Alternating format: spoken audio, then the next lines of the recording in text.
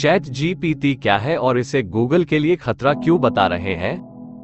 30 नवंबर को जब दुनिया कतर में हो रहे फुटबॉल वर्ल्ड कप का आनंद ले रही थी, तब दुनिया में चैट जीपीटी नाम के एक आर्टिफिशियल टूल ने डेब्यू किया। ये नया सिस्टम ऐसा कंटेंट लिख सकता है जो बहुत ही सटीक होता है और इंसानों के लिखे जैसा ही प्रतीत होता है। ये नया टूल गूगल के लिए खतरा बनकर उभरा है और आलम यह है कि जीमेल के फाउंडर पॉल तक ने कुछ वक्त पहले कहा था कि 2 साल में ये टूल गूगल को बर्बाद कर सकता है। फिलहाल इस प्रोग्राम में कुछ कमियां देखी जा सकती है, लेकिन वक्त के साथ ये टूल और स्मार्ट होता जाएगा। इसे पसंद करने वाले इसकी तारीफों के पुल बांध रहे हैं, लेकिन कुछ लोगों के मन में इस नए टूल को लेकर डर भी है। अगर आप इंटरनेट पर चैट जीपीटी के रिव्यू पढ़ेंगे तो बार बार खतरा शब्द का जिक्र मिलेगा। कई लोगों का मानना है कि ये प्रोग्राम मानव मस्तिष्क को तेजी से कॉपी कर रहा है। अमेरिकी अखबार न्यूयॉर्क टाइम्स में हाल ही छपे एक लेख के मुताबिक लर्निंग, शिक्षा, डिजिटल सुरक्षा, कामकाज और लोकतंत्र तक पर इस प्रोग्राम के असर की संभावना जताई गई है। अखबार लिखता है कि पहले जो राय किसी व्यक्ति की होती थी वो एक आर्टिफिशियल रोबोट द्वारा लिखा गया तर्क हो सकता है। क्या है चैट जीपीटी?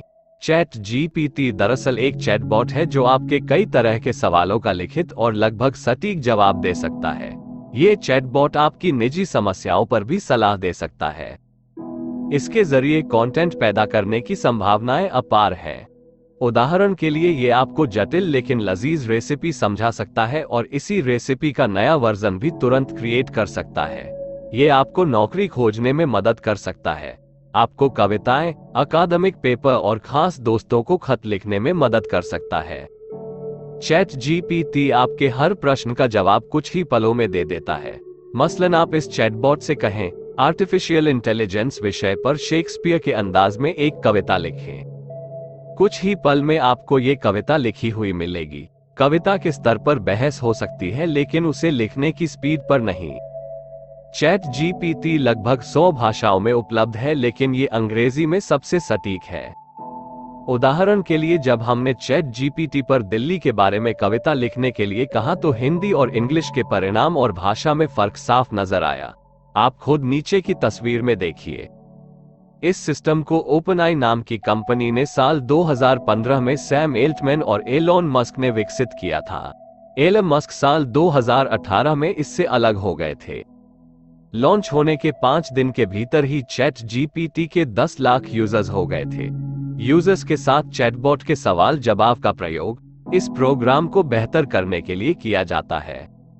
ओपनआई का कहना है कि इस चैटबॉट का इस्तेमाल सबके लिए मुफ्त रहेगा और ये टेस्टिंग, रिसर्च के दौरान सबके लिए उपलब्ध रहेगा। कंपनी के इस बयान से लोगों ने कयास लगाने शुरू कर दिए कि भविष्य में चैट जीपीटी के प्रयोग के लिए ओपनआई पैसे लेने लगेगी। कंपनी ये भी कह चुकी है कि टेस्टिंग और रिसर्च के दौरान सॉफ्टवेयर कभी कभार गलत और भ्रामक जानकारियां भी दे सकता है।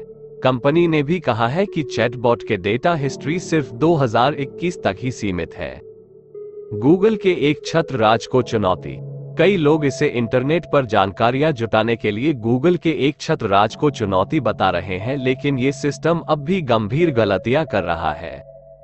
जैसे इस चैटबॉट से पूछा गया कि कितने भारतीय अब तक ऑस्कर पुरस्कार जीत चुके हैं।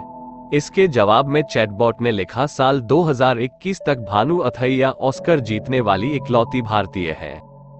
पर जैसा कि आप और हम जानते हैं कि कई और भारतीयों ने ऑस्कर पुरस्कार जीता है। ऐसे एआई प्रोग्राम ढेरों डेटा स्टोर करके रखते हैं। चैट जीपीटी का फोकस शब्दों और बातचीत के अंदाज में जवाब देने में है। ये चैटबॉट एल्गोरिदम का इस्तेमाल कर वाक्य को बेहतरीन तरीके से लिखने का अंदाजा लगाता है। इन्हें लार्ज लैंग्वेज मॉडल (LLM) भी कहा जाता है। साओ पाउलो यूनिवर्सिटी के प्रोफेसर अल्वारो मचादो डायस एक न्यूरोसाइंटिस्ट हैं।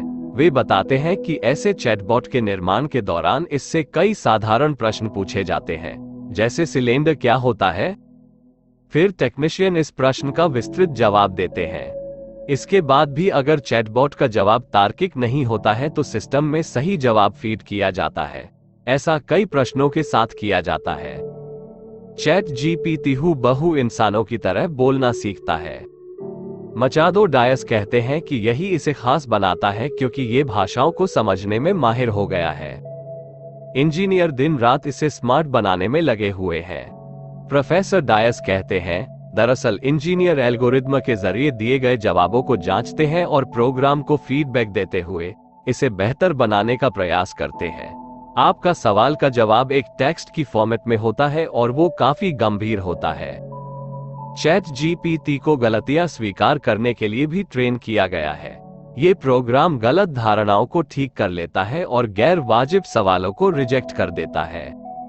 लेकिन यूनिवर्सिटी ऑफ कैलिफोर्निया के एक प्रोफेसर ने इस सिस्टम के जरिए एक ऐसा प्रोग्रामिंग कोड बनवाया जिसके मुताबिक सिर्फ गोरे और एशियाई पुरुष ही अच्छे वैज्ञानिक बन सकते हैं। ओपनआई ने स्वीकार किया है कि फिलहाल प्रोग्राम उसे दिए गए निर्देशों के जवाब में दिक्कत वाले जवाब दे सकता है और टेस्टिंग के दौरान जुटाए गए डेटा का प्रयोग सिस्टम को और पुख्ता करने के लिए किया जाएगा।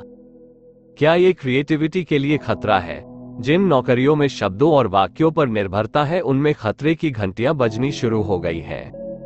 जैसे कि पत्रकारिता, अगर सिस्टम और बेहतर हुआ तो पत्रकारों की नौकरियां कम होंगी और संभवतः एक समय ऐसा भी आ सकता है जब उनकी जरूरत ही नहीं पड़ेगी क्योंकि हर आर्टिकल चैटबॉट ही लिख देगा। चैट जीपीटी की कोड लिखने की क्षमता एक और सेक्टर पर सवाल खड़ा कर सकती है और वे सेक्टर है कंप्यूटर प्रोग्रामिंग। लेकिन जिस क्षेत्र में सर्वाधिक चिंता है वो है शिक्षा। न्यूयॉर्क में छात्रों को चैट जीपीटी के जरिए अपने असाइनमेंट करने का इतना लोभ हुआ कि सारे शहर में आनन फानन में चैट जीपीटी को सभी स्कूलों और सार्वजनिक डिवाइस पर बैन कर दिया। ओपनआई भी अपने चैटबॉट के जरिए जेनरेट किए गए कंटेंट को अलग पहचान देने का प्रयास कर रहा है।